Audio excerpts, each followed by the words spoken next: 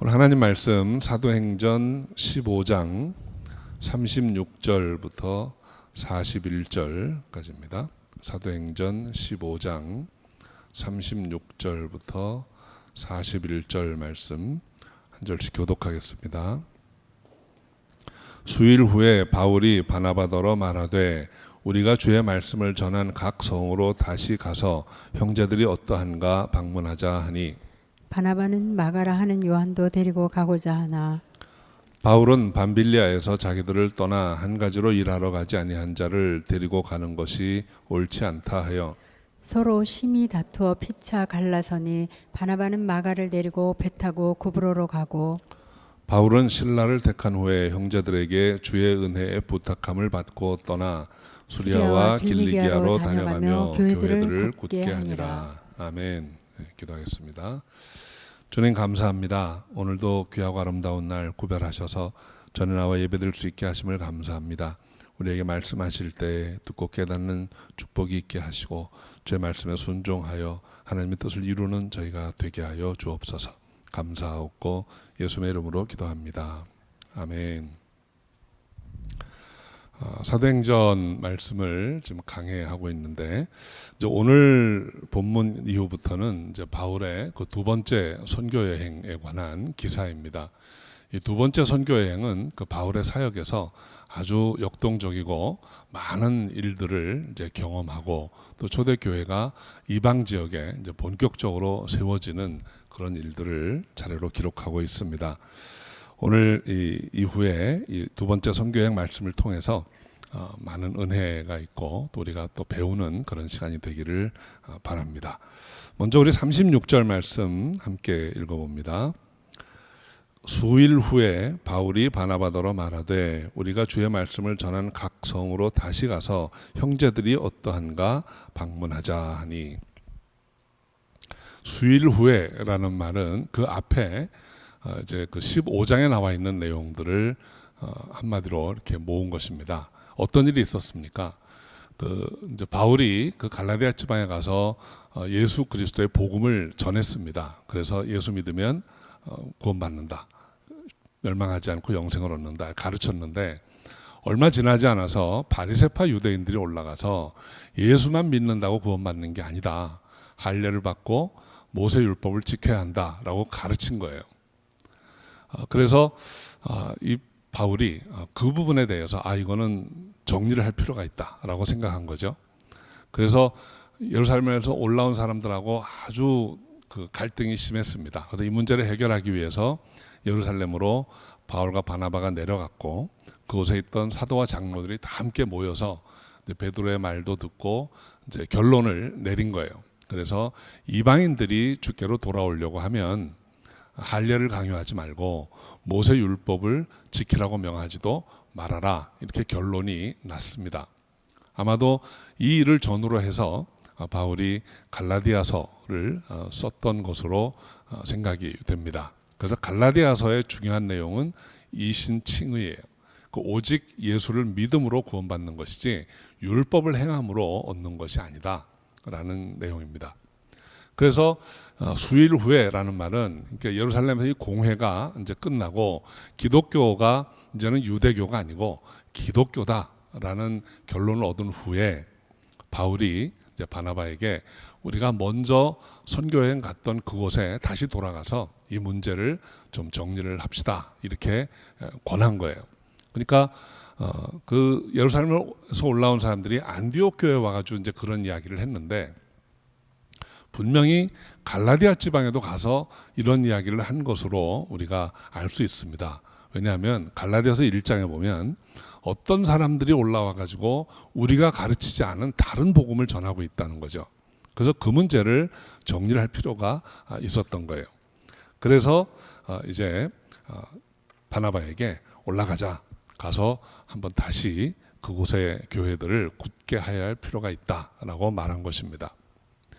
여기에서 우리가 이 기독교 안에서 이 돌봄이라고 하는 것이 얼마나 중요하고 또 어려운 일인지를 생각해 볼 수 있습니다. 바울은 그 루스트라 지방에 갔을 때 돌에 맞아서 거반 죽게 되었어요. 그래서 사람들이 성 밖에 버렸다고 했습니다. 그런데 사람들이 둘러서 있을 때 다시 일어나 가지고 바울이 한 일은 도망친 게 아니고 루스드라로 다시 들어간 거예요. 그곳에 들어가서 자신이 복음을 전해서 믿고 이제 신앙생활 시작한 사람들에게 힘을 내라, 용기를 내라, 나 안 죽었다, 이걸 보여줬습니다. 그리고 더베까지 가서 또 복음을 전한 다음에 계속 동쪽으로 오면 안디옥으로 돌아올 수 있는데 그러지 않고 자신이 지나온 길을 다시 돌아갑니다. 루스드라로, 또 이고니온으로, 비스디 안디옥으로 이렇게 해서 빙 돌아갔어요. 그곳은 바울을 대적하는 무리들이 많이 있는 곳입니다. 그런데 그 위험을 무릅쓰고 그가 간 이유는 교회들을 굳게 하고 믿음 안에 있게 하려고 그렇게 해서 돌아갔던 것입니다. 이제 여행이 다 끝나고 돌아왔는데 그 지역을 다시 가겠다는 거예요.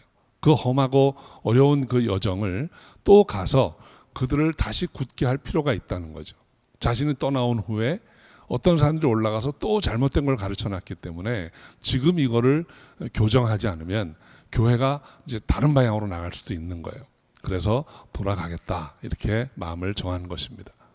우리가 주 안에서 믿음을 전하고 이제 금방 믿게 된 사람을 돌보는 일은 참 중요한 일입니다. 끝까지 돌보아야 합니다. 믿음 안에 설 때까지 이 일을 계속해야 하는 것입니다. 이것이 우리가 좀 참고해야 될 어떤 복음 전하는 자의 자세가 아닌가 합니다. 그런데 이제 문제가 생겼습니다. 우리 37절부터 39절 말씀 한번 같이 읽어보죠. 바나바는 마가라 하는 요한도 데리고 가자 하나 바울은 밤빌리아에서 자기들을 떠나 한 가지로 일하러 가지 아니한 자를 데리고 가는 것이 옳지 않다 하여 서로 심히 다투어 피차 갈라서니. 거기까지 읽겠습니다. 바울과 바나바가 어떤 문제를 가지고 심히 다투었다는 거예요. 그러니까 이렇게 정말 하나님의 일을 열심히 하던 이 귀한 사역자들도 다투는구나 하는 것을 성경을 보면서 알았습니다. 그런데 왜 다투었는가 하는 것을 보기 전에 이 다투다라는 말의 의미를 우리가 조금 더 생각해 보아야 합니다. 여기서 심히 다투었다고 했는데 이 다툼은 우리가 쉽게 생각하는 것처럼 뭐 치고받고 하는 그런 감정적인 싸움이 아닙니다. 이 다툼이라고 번역한 헬라어 원어를 보면 이게 파록수스모스라는 단어인데 원래 의미는 격려하다라는 단어예요. 그러니까 정말 확신을 가지고 이 일이 좋아, 이렇게 하는 게 좋겠어 라고 이렇게 격려하는 그런 의미의 단어입니다. 그런데 그것이 부정적인 의미로도 쓰일 수 있는 거예요. 그러니까 자기가 보기에는 그게 옳지 않으니까 이렇게 해라 라는 격려가 다르게 생각하면 심한 디베이트가 될 수도 있는 거죠. 논쟁이 될 수도 있는 것입니다. 그래서 바울은 나는 이것이 가치 있는 일, 이렇게 하는 게 옳다고 생각해 라고 강력하게 주장한 것이고, 바나바는 또 다른 면에서 그렇다라고 주장을 한 거예요. 그래서 그거를 우리말로 쉽게 심히 다투었다 이렇게 표현을 하고 있는데, 그런 어떤 부정적인 의미보다는 아주 열심을 다해서 자기 의견을 주장하는 그런 토론이었다고 생각하면 되겠습니다. 토론이라고 하는 것은 참 중요한 것입니다. 여러분, 우리가 어떤 문제를 놓고 각자의 의견을 이야기하는 것은 대단히 중요한 일입니다. 근데 그렇지 않은 토론 문화가 아닌 문화에서 성장한 사람들은 자기 의견을 얘기하라 그러면 눈치를 봅니다. 어떤 문화는 정답을 발표하는 교육 환경에서 자란 사람들은 의견을 얘기해봐 그러면 많은 생각을 합니다. 내가 무슨 얘기를 할 때 이게 맞는 답일까? 혹은 물어본 사람의 의 중에 맞는 이야기를 하는 것일까? 그래서 망설이고 얘기를 잘 못하는 경향이 있어요. 그런데 이 토론 문화라고 하는 것은 참 좋은 것입니다. 이성적으로 내가 옳다라고 생각하는 것을 이야기를 충분히 해서 같이 최선의 방책을 이끌어내는 것이 이 토론 문화의 특징입니다.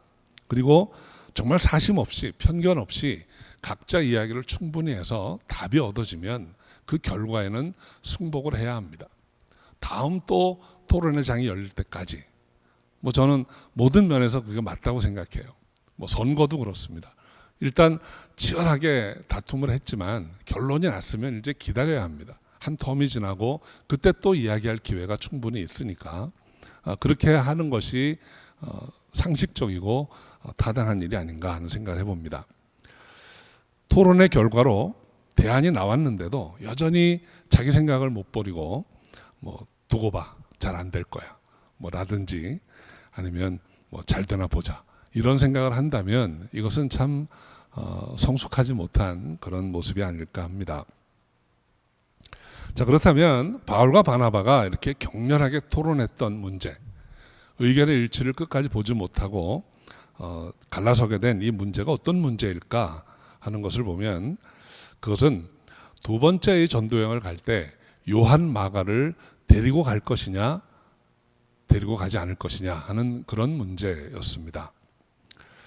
그런데 이것이 아주 단순하게 조금 얘기하다 만 게 아니고 서로 아주 심각하게 반대 의견을 놓고 토론을 벌였다는 거예요. 먼저 이 바울의 입장을 한번 생각해 봅니다. 바울은 마가를 데리고 가자 하는 바나바의 의견에 반대했습니다. 왜 반대했을까요? 38절에 보면 바울은 밤빌리아에서 자기들을 떠나 한 가지로 일하러 가지 아니한 자를 데리고 가는 것이 옳지 않다 이렇게 했습니다. 이제 이 말씀을 조금 그 원어에 충실하게 해석을 하면 이런 거예요. 바울이 이렇게 말한 것입니다. 나는 마가를 데리고 가는 것이 가치 있는 일이라고 생각되지 않습니다 하는 말이에요. 그러니까 헬라어 원어로 그럴 만한 가치가 있다라는 동사를 쓰고 있어요. 맨 앞에 옳지 않다라는 말을 그런 동사를 쓰고 있습니다. 그러니까 나는 지금 마가를 데리고 가는 일이 우리에게 지금 그렇게 급하고 중요한 일이라고 생각하지 않아요 라는 그런 의미입니다. 근데 왜 그렇게 생각했는가 하면 마가가 밤빌리아에서 우리를 떠나 우리와 한 가지로 일하러 가지 않았다 그랬어요. 근데 우리를 떠나다라고 하는 그 번역된 헬라어 원어를 보면 의미가 이제 강한 동사예요. 그러니까 우리식으로 쉽게 표현하면 팽개치고 가버리다 그런 의미입니다. 그러니까 그냥 나 이제 그만하고 가야 되겠습니다 이게 아니고 나 안 해 그러고 던지고 갔다는 거예요. 그러니까 바울이 그런 마인드라면 그런 자세로 떠나간 사람을 우리가 어떤 시간도 갖지 않고 또 데리고 가는 거는 옳지 않다는 거죠. 그리고 바울의 생각에 이제 갈라데 지방으로 가면 아주 치열한 영적 싸움이 벌어질 것입니다. 잘못된 가르침을 받은 그 성도들, 그 교회들을 다시 가르쳐야 하고 또 그곳에는 여전히 바울을 반대하던 이방인들 또 많은 대적하는 무리들, 뭐 유대 지도자들 여전히 있는 거예요. 그러니까 거기에 가서 복음을 전하고 교회를 굳게 하려고 하면 아주 치열한 영적 싸움을 해야 되는데 아직 마음도 잡지 못한 그런 어린 사람을 데리고 가서 우리가 어떻게 일을 하겠는가? 안 된다라고 입장을 이제 표현한 것입니다. 마가는 근데 왜 그렇게 팽개쳐버리고 떠났을까요? 그렇게 할 만한 사정이 있었을 것입니다. 무엇인가 불만이 있었고 혹은 쉽게 얘기해서 누군가에게 시험이 들었던 거예요. 근데 이 문맥을 통해서 보면 아마도 마가는 바울과 관계가 안 좋았던 것으로 이제 추측이 가능합니다. 그래서 바울은 이 문제를 나중에 치르려고 했던 것입니다. 지금은 마가를 데리고 갈 만큼 그렇게 그 일이 가치 있는 일은 아니다라고 본 것이죠. 반면에 바나바는 왜 바울과 그렇게 심히 다투면서까지 마가를 데리고 가려고 했던 것일까요? 바나바는 바울과는 달리 지금 마가를 데리고 가서 마가를 다시 회복시키려고 하는 그런 마음을 가지고 있었습니다. 왜냐하면 이 바나바는 마가를 누구보다 잘 아는 사람이에요. 골로새서 4장 10절에 보면 마가가 바나바의 생질이었다라고 말합니다. 그러니까 바나바는 마가의 삼촌 되는 사람입니다. 또 같은 구브로 출신이에요. 그러니까 마가에 대해서 누구보다 잘 알고 있고 마가가 지금 어떤 문제 때문에 힘들어하고 있는데 이 마가는 앞으로 귀하게 쓰임 받을 수 있는 사람이라는 것을 바나바는 알아보았던 것입니다.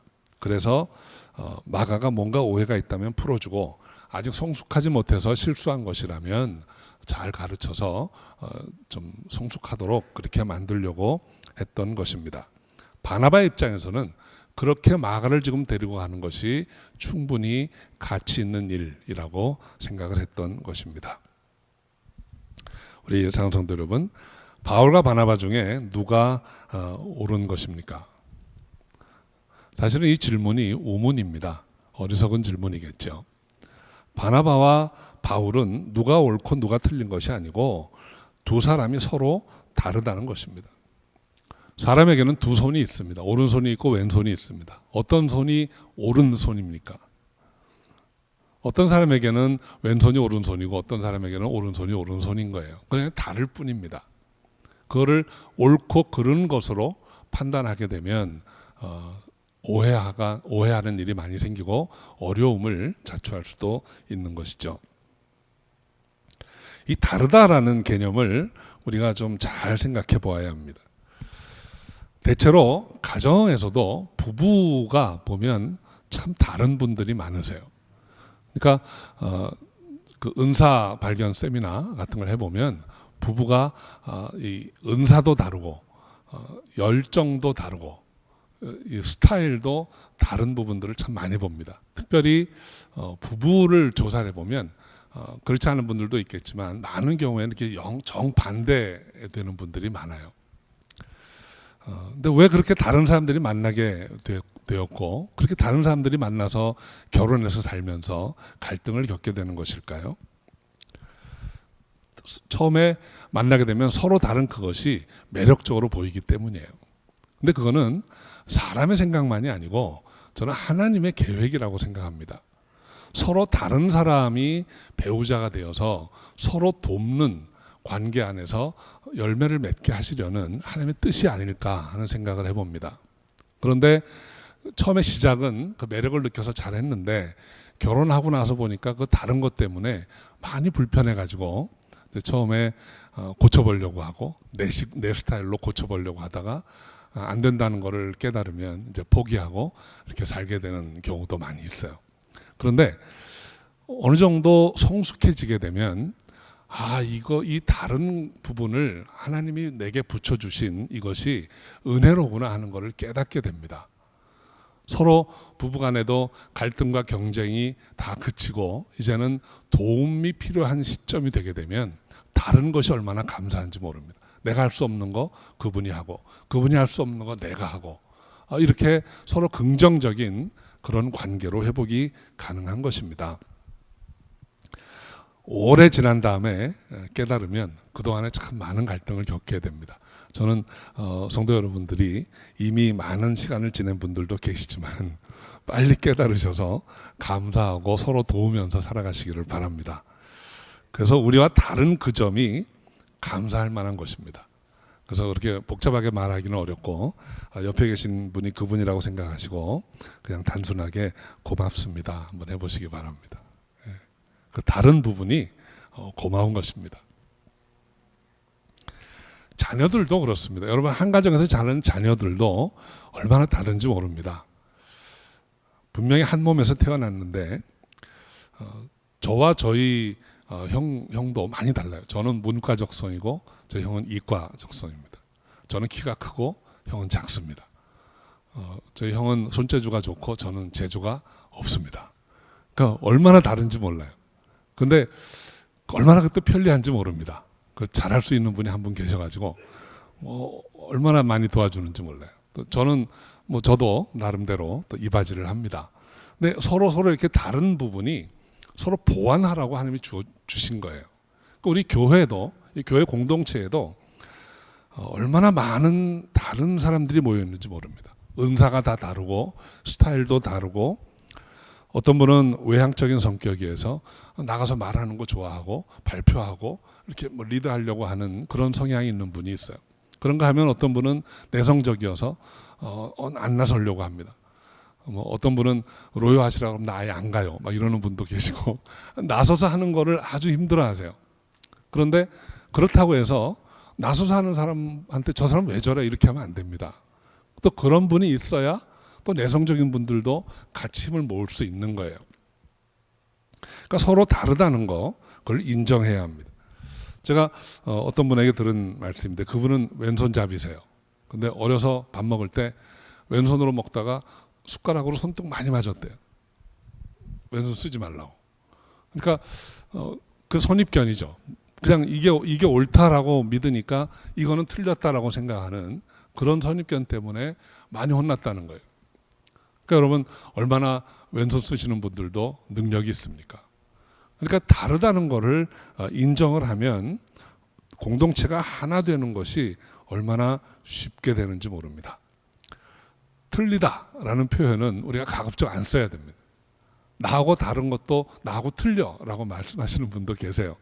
근데 의미는 충분히 알겠지만 그렇게 자꾸 말씀을 하다 보면 언어가 우리 생각을 지배하게 됩니다. 나하고 틀린 게 잘못된 거라고 생각을 할 수가 있는 거예요. 그러니까 다르다라고 생각하셔야 합니다. 누가 나하고 다른 이야기를 할 때 왜 저렇게 생각하지? 혹은 그게 아니고 이렇게 하시는 게 아니고 나하고 다르구나, 이렇게 생각하는 사람도 있구나 라고 생각하시면서 힘을 모아 가시면 아름답게 공동체가 나아갈 수 있는 줄 믿습니다. 자, 오늘 말씀의 이제 결론을 보면 39절부터 41절입니다. 한번 같이 읽어볼까요? 서로 심히 다투어 피차 갈라서니 바나바는 마가를 데리고 배 타고 구브로로 가고 바울은 실라를 택한 후에 형제들에게 주의 은혜에 부탁함을 받고 떠나 수리아와 길리기아로 다녀가며 교회들을 굳게 하니라. 피차 갈라섰다 했습니다. 각자 자기 생각에 옳은 대로 방향을 잡고 움직였다는 거예요. 근데 이것은 갈라서면서 다시는 안 봐 하고 돌아선 것이 아니고, 지금은 내 의견과 당신의 의견이 평행을 그리니까 각자 일단 해봅시다 라고 하고 헤어진 거예요. 그래서 바나바는 구브로 섬으로 갔고 바울은 내륙으로 들어간 것입니다. 서로의 결정을 존중하고 이해하는 것도 중요합니다. 왜 그랬는가 하면, 첫째로 바울과 바나바는 자신들이 생각하는 우선순위가 달랐어요. 어떤 일을 먼저 해야 될 것인가, 분명한 차이가 있었습니다. 두 번째는 각자가 할 수 있는 은사가 달랐어요. 그러니까 바나바의 경우를 먼저 보면, 바나바는 바울이 원하는 것과 같이 지금 이 사역을 급히 하는 문제보다 마가를 다시 회복시키는 것을 더 중요하게 생각했습니다. 바나바는 또 이런 은사가 있는 사람이에요. 그러니까 그전에도 바울이 회심한 후에 아무에게도 인정받지 못하고 예루살렘의 사도들이 다 바울을 의심할 때 바나바는 바울 편을 들었습니다. 저 사람 말을 믿어줍시다. 회심했다고 하니 이야기를 들어보고 주님이 어떻게 인도하시는지 봅시다 해서 변호를 해줍니다. 그리고 다소에 내려가서 잠시 머물고 있으라 라고 권면을 했어요. 그리고 자신이 안디옥 교회에 가서 섬기게 될 때 다소에 내려가서 바울을 데리고 옵니다. 같이 사역하자. 그래서 어떤 의미에서 보면 바울은 바나바에게 그런 돌봄의 은혜를 많이 입은 사람이에요. 그래서 바울이 아주 귀한 종으로 서게 되고 결국은 선교까지 나가게 되는 그런 역사가 있었습니다. 바나바는 그런 은사가 있고 또 거기에 우선순위를 두고 있는 사람이에요. 그런가 하면 바울에게 있어서 우선순위는 아직 연약한 종을 돌보는 것보다 지금 당장 전해야 할 일들이 너무 많은 거죠. 교회를 세우고 교회가 지금 이 시점을 놓치면 잘못된 가르침 때문에 엉뚱한 교회 모습으로 나아갈 수 있게 된다는 것입니다. 그래서 한시가 급하니까 나는 이 일을 먼저 해야 되겠다라고 생각한 것입니다. 또 은사를 보아도 바울의 은사는 사도적인 은사예요. 그러니까 가서 전도하고 복음을 전하고 믿지 않는 자들과 논쟁에서 이기고 또 교회를 세운다면은 말씀으로 양육하고 하는 일들이 바울에게는 은사였고 또 그것이 우선순위였습니다. 그래서 서로가 더 가치 있다고 여긴 일을 한 거예요. 그러니까 오늘 그 38절의 말씀처럼 나는 이 일이 더 가치 있다고 생각한다. 나는 그 일은 지금 그렇게 가치 있는 일이라고 보지 않는다. 라는 입장이 달랐던 것이죠. 이것은 다시 한번 말씀드리지만 누가 옳고 누가 그르냐 하는 판단의 문제가 아닙니다. 초대교회에는 이 두 종류의 사역자가 다 필요했습니다. 바나바 같은 사람이 있었기에 바울과 같은 위대한 사역자가 일어날 수 있었고, 마가도 나중에 아주 귀한 사역자로 성장을 하게 됩니다. 또 동시에 바울과 같은 사람이 없었다면 이 초대교회 그 많은 교회들을 세워나가는 일이 어쩌면 불가능했을지도 모릅니다. 그래서 초대교회에 수많은 사도들이 있었는데 유독 바울이 사역을 하고 교회를 세운 일들을 하나님께서 사도행전의 기록으로 남겨놓으시고 이걸 우리에게 배우라고 하신 그런 의미인지도 모르는 것이죠. 바나바의 일은 참으로 훌륭한 일 중에 하나였습니다. 바울이 훗날 빌레몬서 24절에 보면 마가를 가리켜서 나의 동역자라고 합니다. 빌레몬서는 바울이 이제 로마까지 3번의 선교 여행을 다 마치고 로마에 가서 감옥에 있을 때 기록한 서신입니다. 그러니까 이 마가가 자기들을 버리고 떠난 그때로부터 10년이 훨씬 넘은 시간이에요. 그 오랜 시간 후에 마가는 훌륭한 사역자로 성장했던 것이고 거기에는 바나바의 역할이 분명히 있었을 것입니다. 또 바울의 유서라고 할 수도 있는 그 디모데후서 4장 제일 마지막 부분에 보면 바울이 디모데에게 이렇게 말합니다. 내가 올 때 마가를 데리고 오라. 저가 나에게 유익한 자라. 그러니까 그 마지막 자신의 삶을 마무리하는 그 순간에도 바울이 마가를 훌륭한 동역자로 기억하고 있었다는 것. 거기에는 바나바의 역할이 적지 않았던 것입니다. 그리고 비록 심하게 다투고 피차 갈라서기는 했지만 바울 서신을 보면 바울에게 있어서 바나바는 끝까지 훌륭한 동역자였던 것을 우리가 알 수 있습니다. 우리 성도 여러분, 우리가 신앙생활을 하다가 또는 사역을 하다가 의견이 다를 때가 있습니다. 그런데 다를 때에는 분명하게 자신의 의견을 개진해야 합니다. 뭐 얘기하면 뭐래 하고 가만히 속으로 품는 게 아니고 분명히 이야기를 해야 합니다. 그러나 어디까지나 그것은 훌륭한 대안을 얻기 위한 것이고 또 의견이 모아지지 않을 때에는 영원히 안 볼 것처럼 그렇게 헤어지는 게 아닙니다. 그때는 정말 하나의 의견이 모아지지 않을 때는 각자가 최선이라고 생각하는 길을 가는 것입니다. 그런데 그것이 분명히 하나님께 기도하고 떠난 길이라면 결국은 다 만나게 돼 있습니다. 바나바와 바울이 만난 것처럼 또 각자 한 일, 마가가 훌륭한 지도자가 되어서 다시 만난 것처럼 우리가 기도하면서 각자 간 길은 결국 모아지는 길이라는 것을 아시기 바랍니다.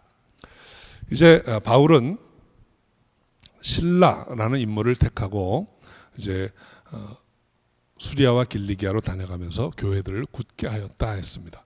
자신의 복음을 전했던 그 지방을 다시 돌아가서 교회들을 튼튼하게 세웠습니다. 그런데 바울에게는 사실 이미 세워진 이 갈라디아 교회들을 돌보는 것보다 훨씬 더 많은 일들을 하나님께서 예비해 놓고 계셨어요. 실제로 바울이 두 번째 선교 여행을 출발했을 때 갈라디아 지방을 돌아보면서 교회들을 다 굳게 한 다음에는 하나님이 이 바울을 마게도냐 지방으로 인도해 가십니다. 그래서 점점 이 로마 제국의 아주 큰 도시들을 찾게 하시고 또 결국은 아테네까지 당시의 세계 문화의 중심지라고 할 수 있는 아테네까지 인도하셔서 그곳에서도 복음을 전하게 하셨습니다. 자신이 계획한 일보다 더 큰 일을 하나님이 계획하고 계시다는 것이죠. 오늘 이 말씀을 통해서 우리가 그리스도인으로서 또 주를 섬기는 자로서 한번 생각해 보아야 할 점들이 있습니다. 하나님께서 우리에게 사명 주신 게 있다면 최선을 다해서 감당해야 합니다. 내게 주신 그 사명을 믿음으로 순종함으로 최선을 다해서 감당해야 합니다. 그리고 최선을 다할 때 하나님께서는 우리가 생각하지도 못했던 일들을 또 우리 앞에 펼쳐놓으시고 걷게 하시고 일을 이루게 하신다고 하는 것입니다. 하나님께서 여러분 한 분 한 분을 귀한 사명자로 부르시고 세우시고 쓰실 줄로 믿습니다.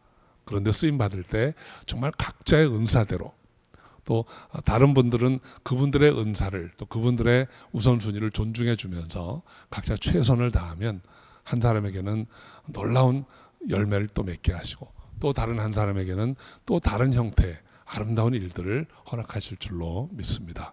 그렇게 사명 잘 감당해서 주님께 영광 돌리고 쓰임 받는 칭찬 듣는 그런 저와 여러분이 다 되시기를 주의 이름으로 축원합니다. 네, 기도하겠습니다.